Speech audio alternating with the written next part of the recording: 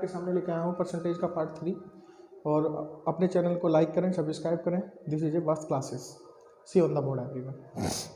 ये है किसी भिन्न के अंश में 15% की वृद्धि करने पर तथा हर में 8% की कमी करने पर 15/16 प्राप्त होता है। देखिए पहले बोर्ड पर देखिए, वो कह रहा है क्वेश्चन आपका क्वेश्चन नंबर फर्स्ट, किसी भिन्न के अंश में 15% की वृद्धि कर रहे हैं तो वृद्धि 100 पे लेते हैं और कमी भी 100 पे लेते हैं। देखो उसने कहा कि मूल भिन्न क्या है, ये पूछा आपसे। देखिए वो कह रहा है भिन्न के अंश में 15% की वृद्धि करो तथा हर में 8% की कमी करने पर हमें 15/16 प्राप्त होता है। तो हमें 15/16 प्राप्त होता है। वो कह रहा है मूल भिन्न क्या है, मूल भिन्न का मतलब है पुरानी भिन्न क्या है। ये प्राप्त होता है जब हम अंश में 15 की वृद्धि करते हैं और हर में 8 की कमी करते हैं, तब हमें 15/16 प्राप्त होता है। सपोज करो हमारी मूल भिन्न x/y है, ठीक है। तो x में कितने की वृद्धि हो रही है, 15%। तो हम कितने पे लेंगे, 100 पे लेंगे। तो ये 15 का हो जाएगा 115। और इसमें हर में देखो ये है हर में कितने की कमी कर रहे हैं, हर में कर रहे हैं 8% की कमी। पहले क्वेश्चन देखिए, किसी भिन्न के अंश में 15% की वृद्धि करो, तो अंश में 100 पे लिया हमने, 115 हो गया। और ये कह रहा था हर में 8% की कमी करो, तो हर में जब 8% की कमी करते हैं तो 100 पे लेंगे तो यहाँ आएगा 92%। और ऐसा करने से हमें जो भिन्न प्राप्त होती है ये 15/16 प्राप्त होती है, ये वाली भिन्न प्राप्त होती है। उसने कहा मूल भिन्न क्या है, अर्थात पुरानी भिन्न क्या है, ये पूछा आपसे। देखो ये परसेंटेज से परसेंटेज कट हो गई, 23 चौक 92 और 23 पंजे 115। तो ये आया 5/4। इस वाले 4 से इसको काटो, 4 चौक 16, इससे 5 से इसको काटो, 5 दिया 15। तो आपकी मूल भिन्न आई 3/4। This is your answer. ये नॉर्मल क्वेश्चन नंबर सेकंड को ध्यान से देखो, पहले क्वेश्चन पढ़ना होता है। वो कह रहा है यदि दो संख्याएं हैं आपकी, एक आगे आपकी फर्स्ट और यहाँ पे आगे आपकी सेकंड, ये दो संख्याएं हैं।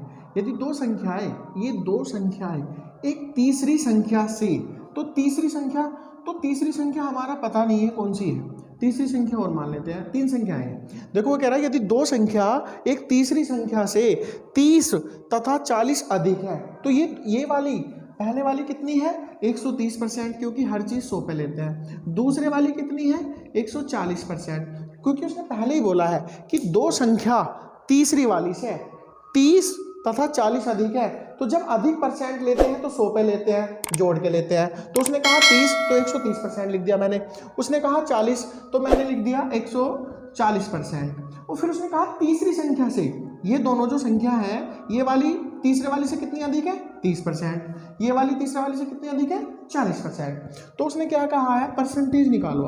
आपसे पूछा परसेंटेज, इन दोनों का परसेंटेज पूछा, दूसरी से पहली का। देखो दूसरी से, तो जिसको से कह रहा है उसको नीचे ले जाओ और जिसको का कह रहा है उसको ऊपर ले जाओ। ये वाली को ऊपर रखो 130। देखो उसने कहा दूसरी से, तो दूसरी 140 है, ये नीचे रख दी। और उसने कहा पहली का, पहली कौन सी है, 130 और मल्टीप्लाई में 100। अगर परसेंटेज निकालते हैं, इसका हमारा कोई मतलब नहीं है, ठीक है। परसेंटेज पूछिए, 1 0 से 1 0 कट गई, 2 से इसको काटो, 2 7 14, 2 से इसको काटो 50 बार, 50 की और 13 की आपस में मल्टीप्लाई करो, 13 की और 50 की, तो 13 पंजे 65 अपॉन में 7। तो इसके 7 से इसको डिवाइड करो, 7 9 जा 7 दिन कितने रहते हैं, 63, कितने बचे 2, तो 2 अब यहाँ कितना हो जाएगा, 20 हो जाएगा। 20 को इसको काटो, 7 दूनी 14, तो 2 बार कट गया और 7 दूनी 14 है, 20 14 पे चल गई तो 6 आपका शेष बचेगा। ये आएगा 92 से ही 6/7% आंसर। उसी तरह का सेम टू सेम क्वेश्चन ये है आपका, बिल्कुल सेम टू सेम है आपका। वो कह रहा है यदि दो संख्या एक तीसरी संख्या से, तो इसमें देखो कितनी संख्या आ गई, 2 संख्या ए रही और तीसरी संख्या ए रही, तो फर्स्ट और सेकंड और थर्ड, तो उसने 3 संख्याओं का नाम लिया, तो आप सीधा 3 संख्या मानेंगे। वो कह रहा है यदि दो संख्या एक तीसरी संख्या से क्रम से, पहले वाली तो 12.5 अधिक है, दूसरे वाली 25% अधिक है, तो तीसरे वाली को क्या मानेंगे आप, 100, ठीक है। तो उसने कहा जो पहले वाली संख्या है वो 12.5 अधिक है, तो 112 सही 1/2%। तो इसको आप सही रूप में लिख लेंगे, 2 की इसमें करो, 112 में 224 और 1 225, 225 अपॉन में 2। अब वो कह रहा है सेकंड वाली कितने अधिक है 25%, तो ये आया 125।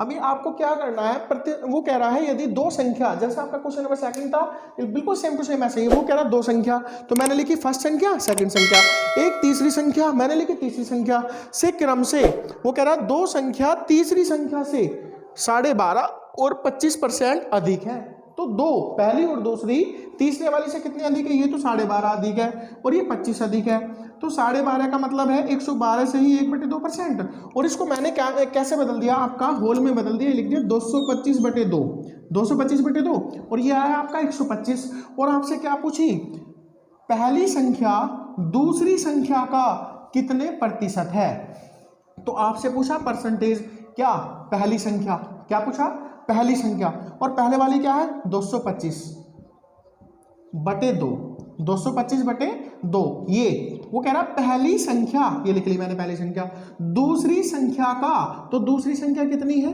125, और परसेंटेज निकालने के लिए मल्टीप्लाई में 100। उसने कहा दोबारा से देखो, दोबारा से देखिए, ये कह रहा पहली संख्या दूसरी संख्या का, तो पहली संख्या 225/2, दूसरी संख्या का दूसरी संख्या 125, कितने प्रतिशत है, तो प्रतिशत निकालने के लिए मल्टीप्लाई 100। अब यहाँ पे देखिए 25 पंजे 125 और 25 चौका 100, 2 दूनी 4, ठीक है, इस वाले 5 से इसको काटिए 225 को, 5 चौक 20, कितने बचे 2, और 5 नीम रहता है 45, ठीक है, 49 दूनी रहता है, सॉरी 5 चौक 20 और 5 पंजे 25, सॉरी, तो इसका 45 का और 2 का मल्टीप्लाई कर दीजिए, ये आया आपका 90%, तो ये 90% आपका नंबर 4। क्वेश्चन नंबर 4 देखिए एक बार ध्यान से, वो कह रहा है किसी वस्तु की 10% तथा 10%, ये कह रहा है 10% तथा 10% की दो क्रमवार मूल्य वृद्धियाँ किस एकमात्र मूल्य वृद्धि के समान है। सपोज करो आप शॉप पर जाते हो, तो आपने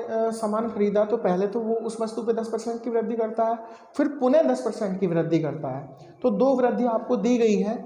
इस क्वेश्चन में आपसे ये पूछा गया है कि दो वृद्धि ना देके एक वृद्धि परसेंटेज में दे दी जाए, तो आपसे आंसर कोई मतलब जो है ना मांग की गई। देखो किसी वस्तु की 10% तथा 10% की दो क्रमवार मूल्य वृद्धियाँ किस एकमात्र मूल्य वृद्धि के समान है, मतलब ये 10% है, ये पहली वृद्धि क्या है 10% वस्तु पे, फिर हुई 10%, तो ये 10% की जगह एक आपका जॉइंट आ जाए कि मतलब हमें कितनी वृद्धि करनी चाहिए टोटल करके, ये 10% ना देके उसको जॉइंट निकालना है।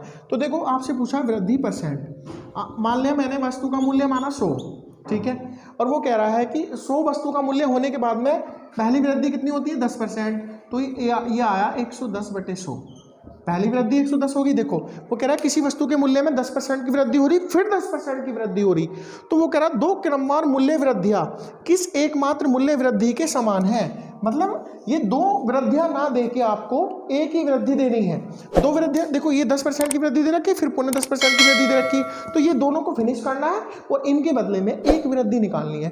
तो देखो ध्यान से, उसने कहा मैंने वस्तु का मूल्य माना 100, और तो पहले वस्तु में कितने की वृद्धि हुई 10% की, तो किस पे लेते हैं 100 पे लेते हैं, तो यहाँ आया 110/100, फिर पुनः कितने की वृद्धि हुई 10% की, तो किस पे लेते हैं 100 पे, तो 100 की जगह क्या है 110, और यहाँ पे परसेंटेज लगा हुआ है, तो यहाँ पे क्या लगाएंगे आप 100। वस्तु का मूल्य क्या है 100, कितने की वृद्धि हुई वस्तु के मूल्य में 110/100, फिर कितने की हुई 110/100, इन दो जीरो से ये वाली दो जीरो कट जाती है, और इन वाली दो जीरो से ये वाली दो जीरो कट जाती है, और 11 के 11 में मल्टीप्लाई करके आएगा आपका 1:1%। जब आपका 1:1% आया, आपसे पूछा कि वृद्धि कितनी हुई, देखो इसको 121 है, 121 में से 100 घटा दीजिए, वृद्धि आई 100%, क्योंकि वृद्धि को 100 जोड़ के लेते हैं। अच्छा क्वेश्चन है, वो कह रहा है किसी वस्तु के मूल्य में 10% की वृद्धि कर दी, ठीक है, और इसके उपरांत 20% की वृद्धि कर दी, तो आपको दो वृद्धि एक साथ दे दी गई है। ऐसा क्वेश्चन आपको अभी इन फ्यूचर आता है, तो आपका बहुत ही अच्छी मतलब जो है ना ट्रिक है आपके पास में। वो कह रहा है किसी वस्तु के मूल्य में 10% की वृद्धि कर दी, इसके उपरांत 20% की वृद्धि कर दी, यदि अंतिम बढ़ा हुआ मूल्य 33 रुपये हो, ये वाला जो 33 रुपये है, तो प्रारंभिक मूल्य क्या है। जब उसने 10% की वृद्धि की तो तब कुछ और मूल्य था इसका, हमें इसका पता नहीं है कि इसका मूल्य क्या था। उसके बाद में फिर उसने 20% की वृद्धि की, तो इसमें अंतिम जो बढ़ा हुआ मूल्य क्या है आपका 33 रुपीज़, तो आप इसी को उठा लो, ठीक है, आपने यही उठा लिया। वो कह रहा है किसी वस्तु के मूल्य में 10% की वृद्धि कर दी, इसके उपरांत 20% की वृद्धि कर दी। यदि अंतिम बढ़ा हुआ मूल्य 33 रुपये हो तो प्रारंभिक मूल्य क्या था? तो आपको निकालना है प्रारंभिक मूल्य। आपको क्या निकालना है? प्रारंभिक मूल्य। तो ये 33 रुपये उठा लीजिए, ये जो अंतिम बढ़ा हुआ मूल्य है इसको उठा लो आप। इसको उठाने के बाद में यहाँ कितने की वृद्धि है? 10 की वृद्धि है। तो हम क्या लिखते हैं? 110/100, तो उल्टा कर देंगे आप, 100/110 लिखेंगे।